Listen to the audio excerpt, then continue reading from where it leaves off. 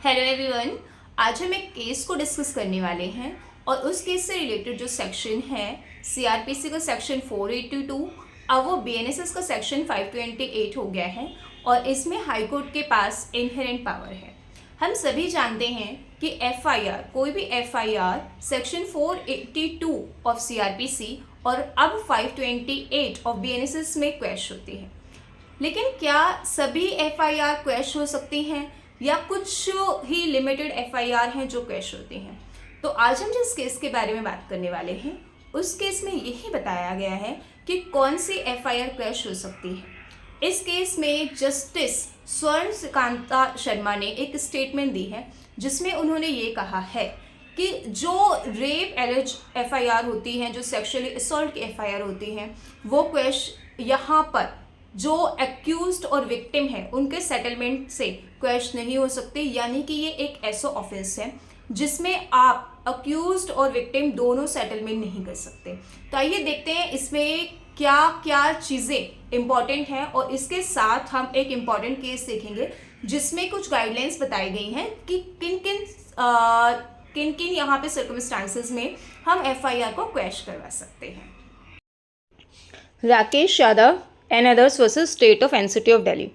इस केस में supreme Delhi high court ने कहा कि अगर कोई भी यहाँ पे एफआईआर है जिसमें मॉनेटरी सेटलमेंट हो रहा है और वो मॉनेटरी सेटलमेंट जो है वो रेप जैसे ऑफेंसेस में हो रहा है, तो ऐसे केस में एफआईआर क्वैश नहीं की जा सकती। और यहाँ पर एक जो ये है statement justice is for cell, ये काफ़ी इंपॉर्टेंट है।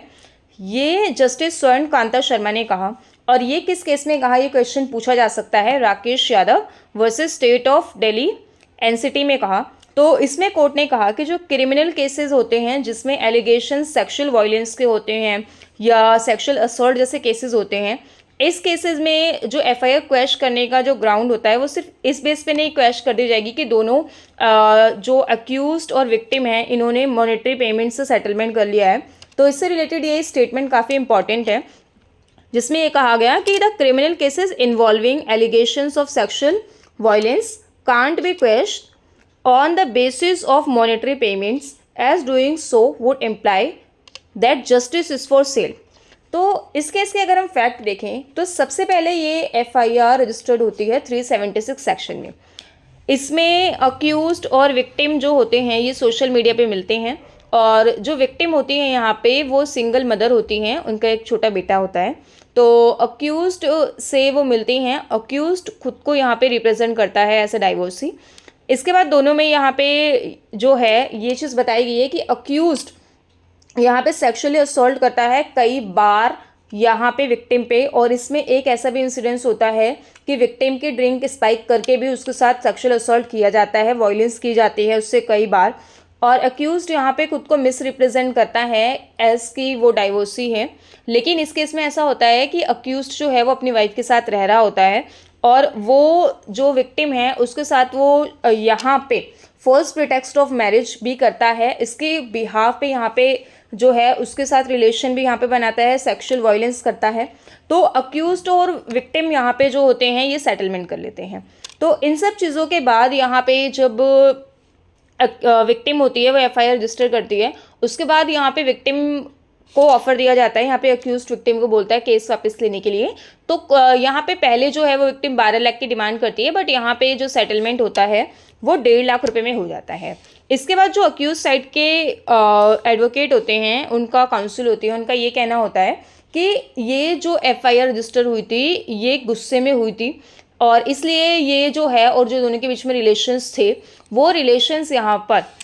वो अपनी मर्जी से बने थे। लेकिन इस केस में और भी चीज़ें सामने आती हैं, जैसे कि जस्टिस स्वर्ण कांता शर्मा ने कहा कि ये जो एफआईआर है इसमें और भी एलिमेंट्स हमें देखने को मिलते हैं, जैसे कि ये एक सीरियस नेचर का जो है पूरा सीन है यहाँ पे ऑफेंस जो हुआ है। तो जैसे कि ये जो पूरा जस्टिस सिस्टम है, जो पूरा ट्रायल चलता है, वो ट्रायल सिर्फ इसलिए नहीं है कि केस को सिर्फ आप ख़त्म करो, बट ये एक कम्युनिटी के लिए लेसन भी है कि इसमें हम जस्टिस प्रोवाइड करवा रहे हैं। और जो अक्यूज्ड और विक्टिम है यहाँ पे इस चीज़ को लेके कि दोनों अक्यूज्ड और विक्टिम जो हैं वो एग्री हैं, सिर्फ इस बेस पे कि दोनों अक्यूज्ड और विक्टिम एग्री हैं, इस बेस पे आप के एफआईआर को क्वैश नहीं कर सकते। और यहाँ पे एक और इम्पॉर्टेंट चीज़ है कि जब ये बोला गया कि इसमें जस्टिस यहाँ पे जो है जस्टिस स्वर्ण कांता ने काफ़ी सारी चीज़ों को देखा, जैसे कि इसमें एक तो ऑफेंस था सेक्सुअल वायलेंस जो हो रहा है 376 का। इसके साथ यहाँ पे कोर्ट ने ये बोला कि जो ट्रायल कोर्ट है वो ट्रायल अपना पूरा करेगी मेरिट्स पर। इसका रीज़न ये था क्योंकि इस केस में अक्यूज्ड ने जो है यहाँ पर विक्टिम पर्सन को और उसके बेटे को जान से मारने की धमकी दी कि अगर तुमने कंप्लेंट वापस नहीं ली, अगर तुम कंप्लेंट को वापस नहीं लेती हो तो तुम्हें जान से मार देंगे। इसके साथ यहाँ पर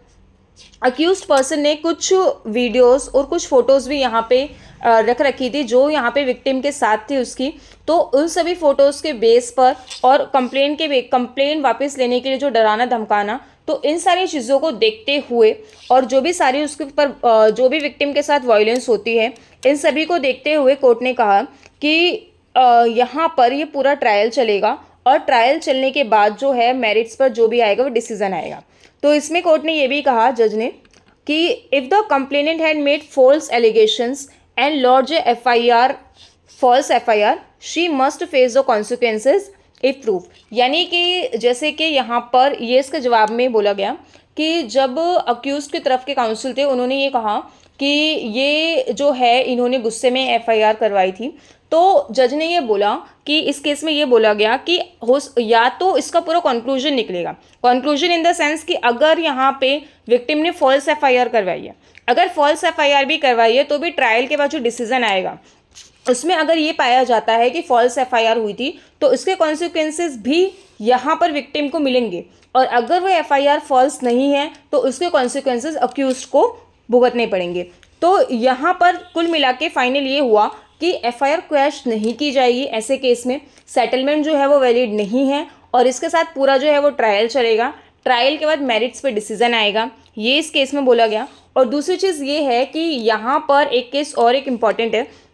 जिसमें ये बोला गया कि FIR जो है हम क्वैश करवा सकते हैं और उससे रिलेटेड कुछ प्रिंसिपल्स बताए गए, जिनमें से कुछ प्रिंसिपल्स मैं लिख रही हूँ। इस जजमेंट को आप ज़रूर पढ़िएगा, काफ़ी अच्छी जजमेंट है ये। तो इसमें ये बोला गया कि अगर कोई ऑफेंस है जब वो सामने आता है और जज को मतलब कोर्ट जाने से पहले ही ऐसा लगता है कि जो केस है कोई ऑफेंस ऐसा हुआ ही नहीं है, हमें ऐसा लग रहा है कि जो FIR लिखवाने आए पर्सन या जो भी चीज़ है सभी चीज़ों को देखते हुए ऐसा लगता है कि ऑफेंस हुआ ही नहीं है। अगर ऑफेंस हुआ नहीं है तो FIR क्वैश हो जाती है रजिस्टर होने के बाद।